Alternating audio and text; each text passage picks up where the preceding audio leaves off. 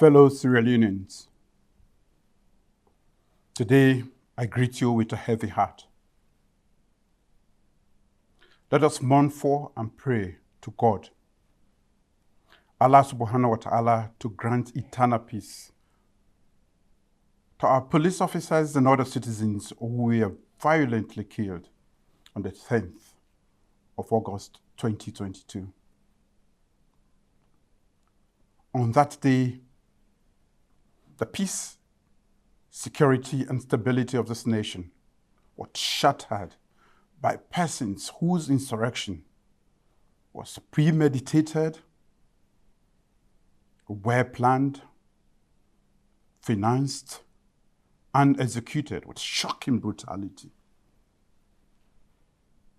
Before August 10th, they had severally identified themselves on social media as APC warriors, PPP, and persons who are determined to capture political power, even at the cost of hundreds of lives. For some time now also, some politicians have been raising tension with divisive language and threats to make this country ungovernable. Their known surrogates and associates have stated that they will continue to illegally use violence to unseat the democratically elected government. The events of August 10 were a clear statement of their collective intent. The Constitution and laws of the Republic not only guarantee the right to free speech and peaceful protest, but also provides applicable restrictions. As in all democracies, the right to peaceful protest should be exercised by identifiable persons, and it should not threaten public safety and peace. The right to protest should not be expressed as a right to violently murder police officers, abandon police stations, and disturb the peace of our country. Clearly, this was not a peaceful protest. The unrest occurred only in parts of Makeni, Binkolo, Magoroka, Kamakwie, Longi, Western Rural, Eastern Freetown, and towards PZ in Freetown. There were no protests in all other parts of the country, including large parts of Freetown. This was not a protest against the high cost of living occasioned by the ongoing global economic crisis. The chant of the insurrectionists was for a violent overthrow of the democratically elected government.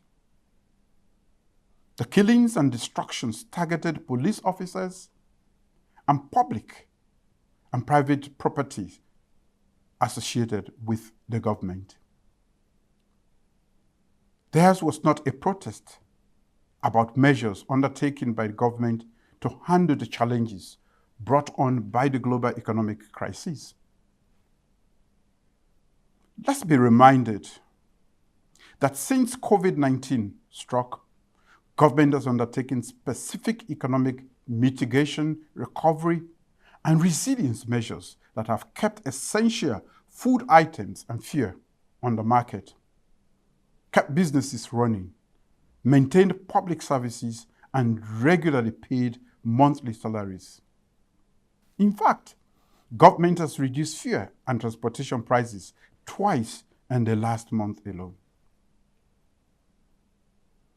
This is in addition to other social safety payments and cash transfers to poor and vulnerable populations and microfinance loans to women and youth.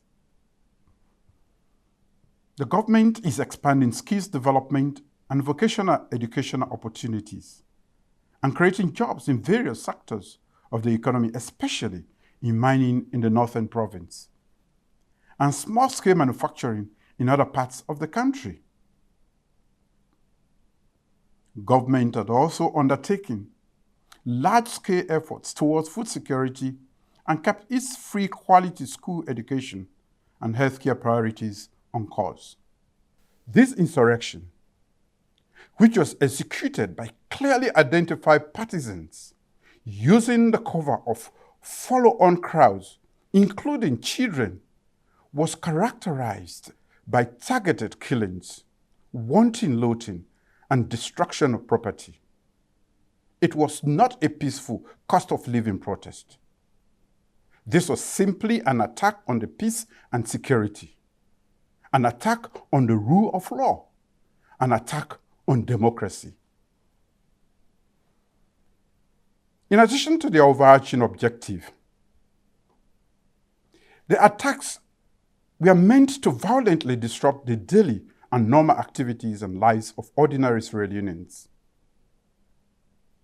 To the international community, it was meant to present Sierra Leone as a place where law and order has completely broken down.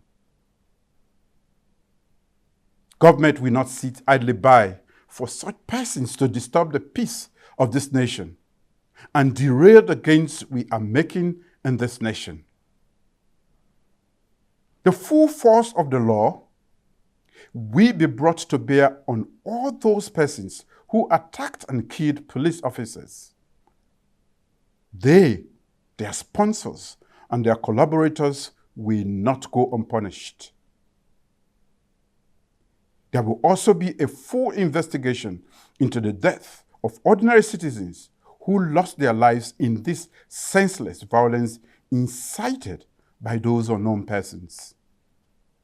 In the coming weeks and months, government will undertake necessary security actions meant to guarantee the peace and security of all citizens.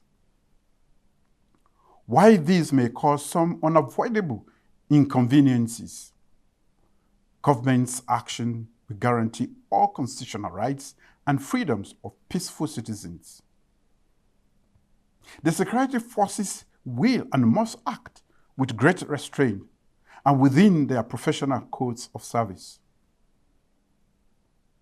But be assured that my government will crack down hard on violent insurrectionists, their collaborators, their sponsors, and their supporters. My government will relentlessly fight those who would rather use terror and gruesome violence to achieve political goals. As president, I urge every peace-loving Sierra Leonean to be mindful that our national unity, peace, and stability are essential for our survival as a nation. Let us continue to respect all the laws of Sierra Leone and remain law-abiding. Just over 20 years ago, we turned our backs on using violence to resolve our differences. We have since made great progress to consolidate our democracy. My government has made effort to open up spaces for dialogue and peace. Bintu Mani 3 was meant to bring all parties together to forge a pathway to peace and national cohesion. Since then, we have established the National Commission for Peace and National Cohesion. We have removed obnoxious, seditious libel laws, and Sierra Leone has made great improvements in global press freedom rankings. No journalist is in prison for the practice of journalism.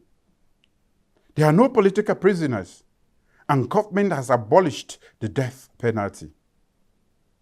There are traditional and community leaders, youth, and community groups through which citizens can freely express their views. My government has maintained open dialogue with civil society organizations and international partners.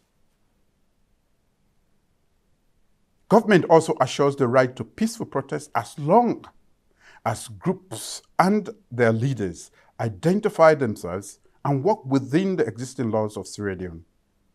Peaceful protesters will be fully protected by law enforcement officials. My government has further undertaken progressive reforms to guarantee fundamental constitutional rights and freedoms, create opportunity, and ensure gender empowerment and equality. The dates for democratic elections have been announced over a year in advance, and political parties are free to organize peacefully and present policies to citizens of this nation. Fellow citizens, let me close by expressing deep condolences to bereaved families. We will fully investigate all deaths as a result of this violent insurrection. As a government, we will honor the police officers who were murdered with a civic funeral in respect of their service to this nation. Their deaths shall not be in vain, and we will bring their killers and those responsible for their deaths to justice. I thank you, and may God bless the Republic of Sierra Leone.